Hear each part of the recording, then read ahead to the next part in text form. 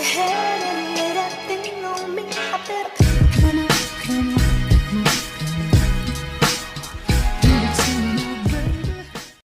Pillow talk with us. Join us. 10 questions. Hey guys, Thyme Sage here. Hey guys, it's pillow time. We got our milk and cookies, cheese and crackers, so sit down and join us. So today, we're doing a little short video for you guys on 10 things we frequently get asked. Okay guys, so these 10 things mainly pertain to our witchy side. So if you didn't know, Nerys and I here, we actually are practicing witches. So yeah, this video is all about that, so let's get straight into the questions. So, question number 1 is, when did you first become witches? Well, for me, I first started practicing witchcraft roughly last year. So beginning of last year, that's when I started full-fledged practicing witchcraft. I did a lot of research beforehand though. Yeah. For me, I've always known I was a bit special. When I was younger, I used to see shadow people, and I was a very high empath, so I used to empath on people a lot, but I started practicing about 3.5 years ago. So question number 2 that we got asked is, why did you become a witch? Well, I didn't become a witch for a certain reason, but I believe that in your life, things draw you to your spirituality and things that you need to do. So for me, I was struggling with something, and basically the thing that cured it for me was witchcraft. Yeah, so for me, it wasn't one day I just woke up and I was like, oh, well, I'm going to become a witch today. It was not like that. For me, it was also going through something in my personal life, and I had exhausted all other options, and as I said, I did a whole lot of research, and it led me to the witchcraft path. And obviously I was okay with dabbling in it. I was totally okay with it. I was fine, and I did so, and it helped me out immensely, and I've never looked back since. So question number 3 is what does it mean for you to be a witch? So yeah, this is personal. For me, being a witch means that I'm basically more spiritually in tune with my own being as well as everybody else. It means that I don't think of myself as a singular entity on this planet. I think of myself as more collectively on this planet as well as in the universe, and also that means that I am acknowledging more of, you know, it sounds funny, but extraterrestrial, you know, things, what happens after we die, what is the meaning of life, why am I here, you know, how can I elevate my soul, basically. That's what a witch means to me. For me, it's about getting in touch with your spirituality.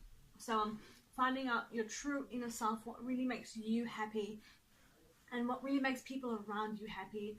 It's taking in everything. It's a holistic way of living. So everything is connected. So everything in your life that you do in your life is connected, whether it be what you eat, how you practice, your mood. Everything is connected between your family, friends, and the environment. All energies are intertwined in this universe, and I think witchcraft is about knowing that and working with that and working in the best way that you can possibly work with it. It's so beautiful. Okay guys, so we're on to question number 4, and that is, we got asked, what type of witch are you? So I don't like to put myself in a box per se, with the way I practice or what I do. But if I were to say anything, I'd probably say I was a kitchen witch, because you know, I just love working with things that are around you in the kitchen, sort of thing, just creating things, potions and that kind of thing. But I love my crystals, and I love partition work as well, and I love working with candle readings and tarot cards. Yeah, so like I said, I've only been practicing witchcraft since early last year, so I wouldn't really put myself into a category of what type of witch I am. I don't think I've dabbled enough in the other aspects of it to really... Oh, thank you.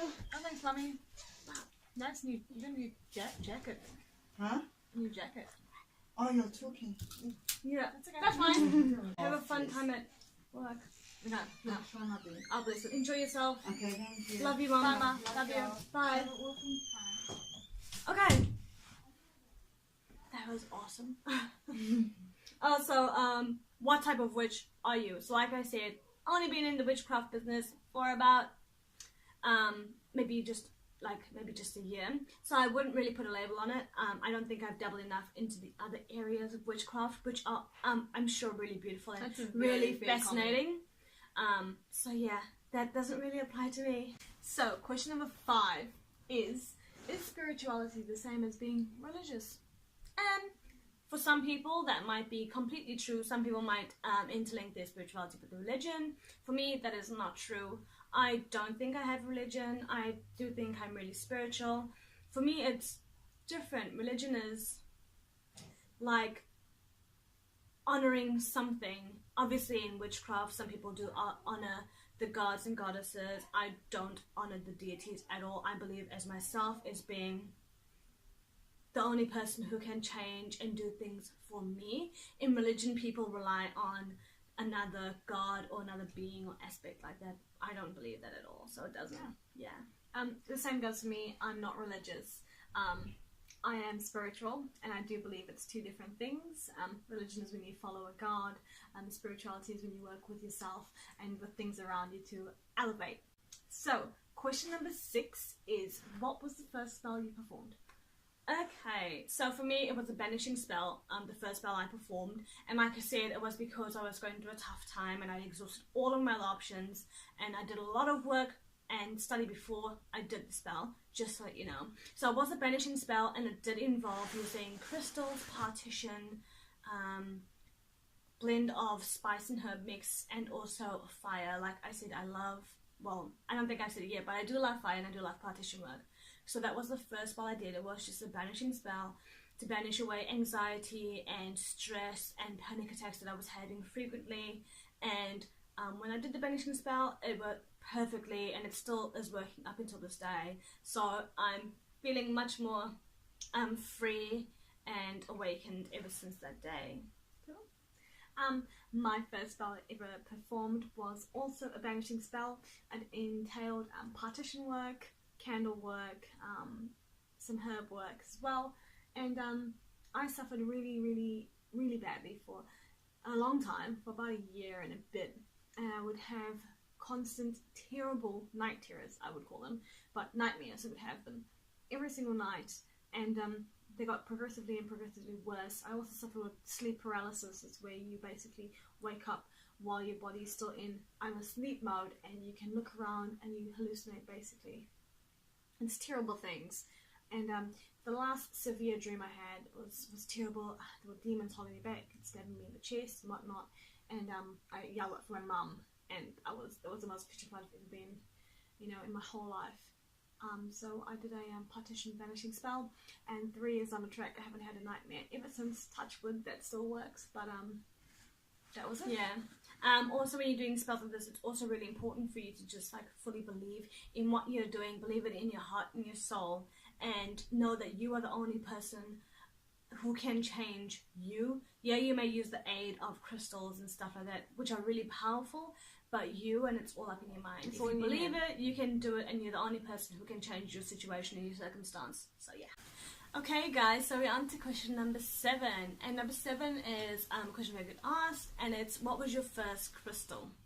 So, my first crystal, technically speaking, was a hematite ring. We used to get them together when we were really young. We had no idea what the properties were. We had no idea about them, but we just would get them just because we liked them as kids. But officially my first ever practicing crystal was a clear quartz. Oh, was it? I think it was amethyst. An amethyst crystal. Yeah, my first practicing crystal, which is what I got for my first spell, was my labradorite, which is a spell that helped me immensely. It's meant to uplift in the mood and depression and uneasy feeling, which is why I got it. I was just drawn to what the crystal and its properties were, and I used it ever since, and I love it. It's a beautiful crystal. And that's amazing, because that's how these things work. You go into a crystal store, or you just get drawn to it and you don't know why, and it turns out the universe knew all along what you needed and why it's drawn you to that crystal. Yeah, so that was my first crystal. What was yours? So we're on to question number 8 now, and that question is, a lot of people ask, how does your family feel about you practicing witchcraft? So our family is very open to it. My dad doesn't particularly believe in it or whatnot, but he kind of just sticks out of it as long as it doesn't look too scary. My mum, she goes with it. She's got crystals of her own. She asks me quite frequently to bless them and to smudge them. She also asks me to design some jewelry for her because one of my hobbies is designing crystal jewelry. Yeah. So she asks me to do those for her. So yeah, my immediate family Totally okay they're with totally it. okay with it. My brother's got a girlfriend And she's a practicing witch as well, so they're totally open with it. But that's just the immediate family. A lot of our extended family, like aunts and uncles, they find it offensive that we practice witchcraft. So obviously, if you see on our social media, our Instagram page, stuff like that, we'll often have symbolism relating to witchcraft and stuff like that. and they get spooked because they don't understand it. Yeah, they find it really offensive, and which is their own problem. I mean, I'm not going to dull it down, but yeah. So they're not particularly happy about it. Yeah. Just because they don't understand it, though. But it's always important to remember that if you are going to come out of the broom closet, that you do it in a safe environment. The last thing you want to do is come out with, saying that you're a witch or that you're going to practice, and you have a lot of negativity around it and around you. Yeah. And especially if you're living at home with your parents and things like that, and you don't have your own space to practice safely. Yeah, it's all about making that energy around you feel good and fine. Luckily for us, we are quite tough-skinned, especially when it comes to our family and what they believe. We should do. We're quite tough-skinned on that, so we still keep it really positive and energetic around us when we are practicing and when we are dabbling in that sort of stuff. Okay, so we're getting close to the end, guys. We're on question number 9.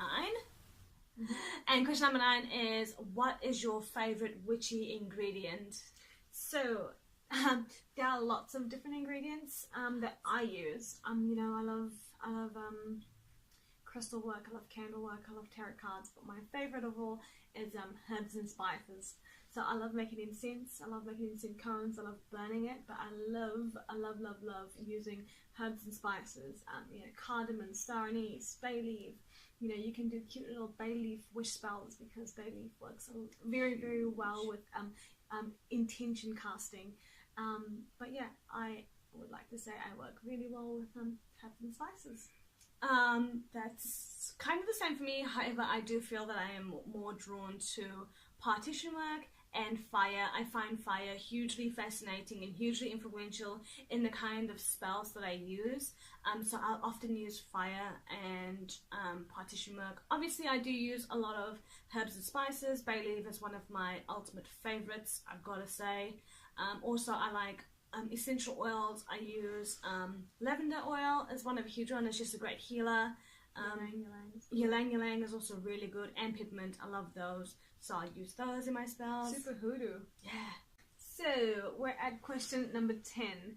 Now the last question is, how does thyme and sage tie into this?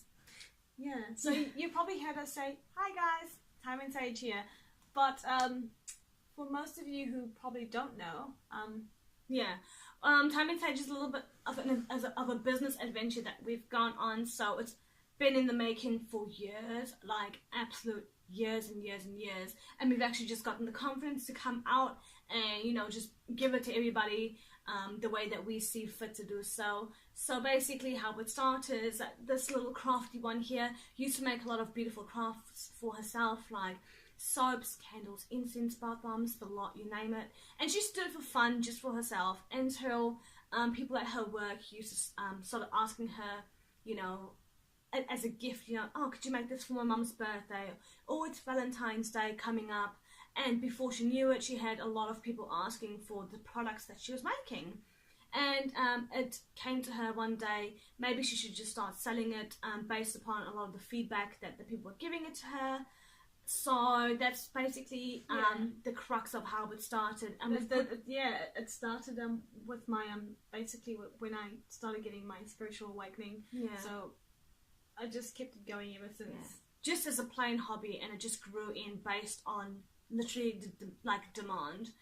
It was never intended to be anything more than just a hobby, and it turned into something more. So if people want it, why not? that's my saying. So Thyme Sage is basically what we do. We create a lot of beautiful, elevating, creating vibration crafts and goods for holistic living. Yeah.